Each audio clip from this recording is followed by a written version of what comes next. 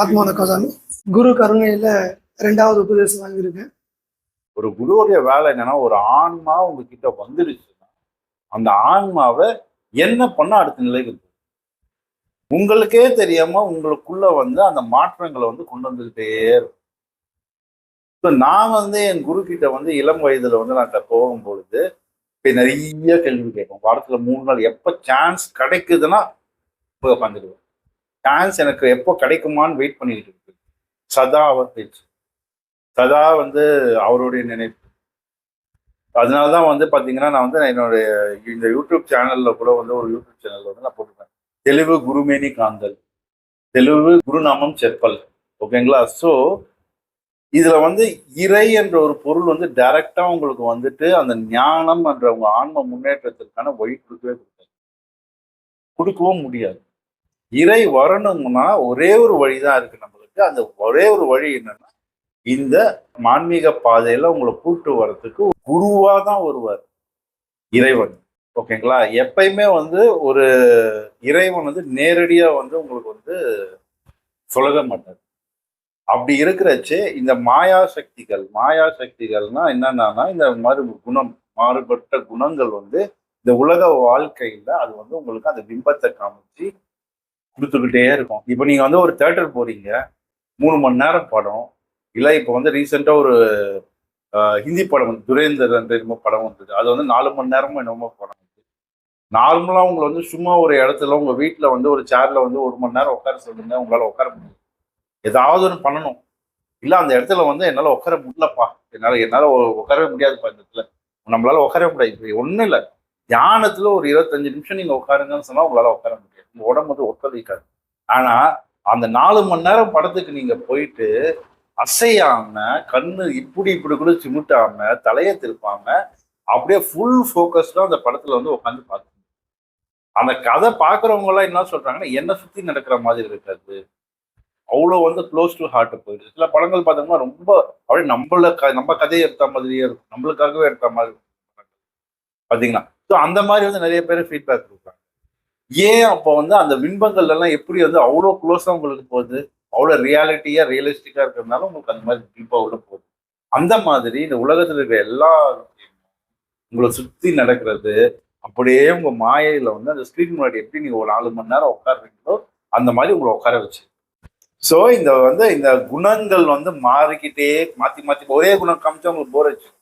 உங்களுக்கு வந்து மகிழ்ச்சியை மட்டும் கொடுத்துக்கிட்டே, இன்பத்தை மட்டும் கொடுத்துட்டே இருந்தா இன்பம் ஒரு பீரியடுக்கு மேல சலிச்சிடும். துன்பமே கொடுத்துருந்தா துன்பம் ஒரு பீரியடுக்கு மேல சலிச்சிடும். கரெக்டா? ஸோ அந்த மாதிரி குணங்கள் வந்து மாறி மாறி மாறி மாறி வந்துகிட்டே இருந்ததுன்னா சலிக்காத. பட் இந்த ஞான நிலையை நான் ஏதாவது எழுதுனேன்னா அது வந்து அது திரும்பி அந்த மாதிரி என்னால் எழுத முடியல. அந்த நிலையில வர்றது வந்து என் ஃப்ரெண்ட்ஸ் எல்லாம் கேட்டாங்கன்னா, எப்படி இந்த மாதிரி எழுதினேன் அப்படின்னு கேட்டாங்கன்னா அதுக்கு தெரியல. அதுக்கப்புறம் எப்படி அது வந்ததுன்னு எனக்கு தெரியாது. ஆனால் அந்த நிலை வந்து ஒரு டிரான்ஸ்லேட்டாக வந்துட்டு போகுது.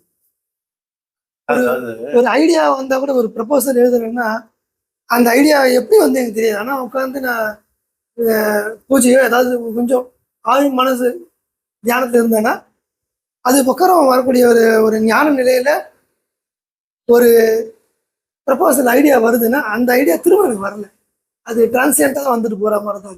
அது எப்படி தக்க வச்சுக்கிறது? அது வந்து தக்க வைக்க முடியாது. அதுக்கு நீங்க சதா அந்த ஞான நிலையிலேயே திருமந்திரம்னு வருஷத்துக்கு ஒரு பாட்டு, 3000 பாடல், ஒரு வருஷம் தவம் இருந்துட்டு இருந்ததும் ஒரு ஞானம் வருது. அந்த ஒரு 4 வரி எழுதுற ஞானத்துல அதுக்கு மேல எழுத முடியுது. ஏன் அந்த 4 வரி தான் எழுத முடிஞ்சது? ஒரு வருஷம் தியானம் பண்ணது அந்த 4 வரி வருது. 4 வரி எழுதுறது தியானம். அது நீங்க முழுக்க ஞான நிலையில அந்த இறை நிலையில இருக்கும்போது உங்களுக்கு அந்த கண்டினியூவேஷன், அந்த ஃப்ளோ இருக்கு.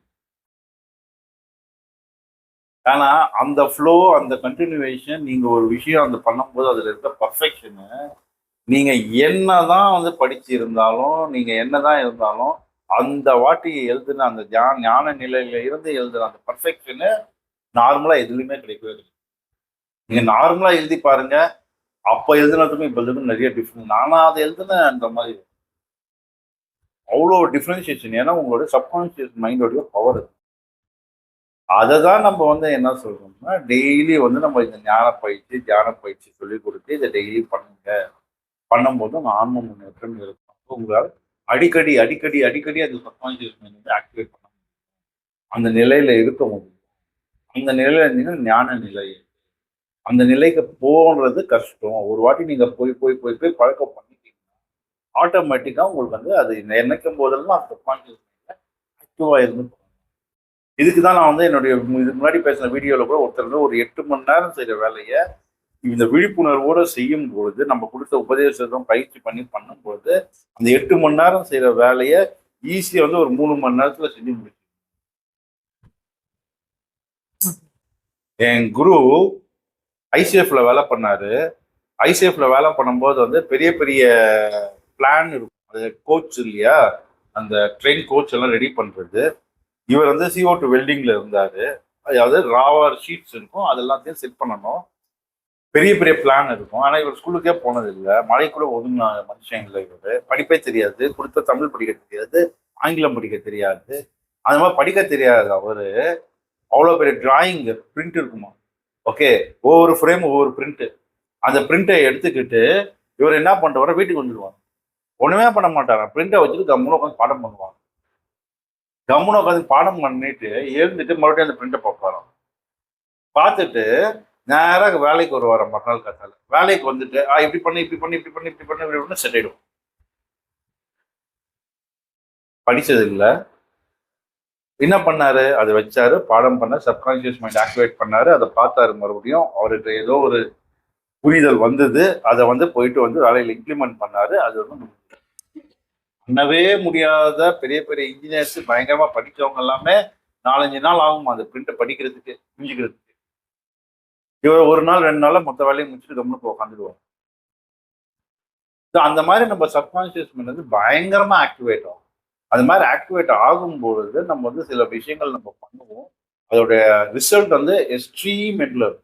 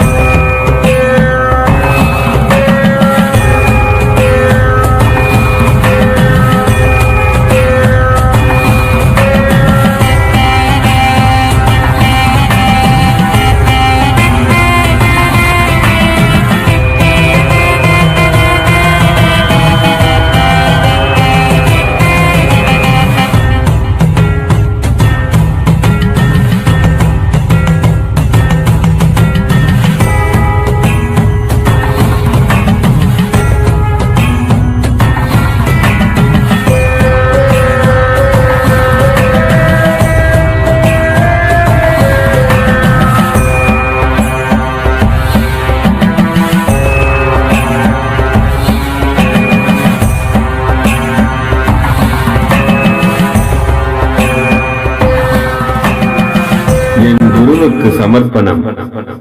அவர் இல்லாவிடில் தொலைந்திருப்பேன்.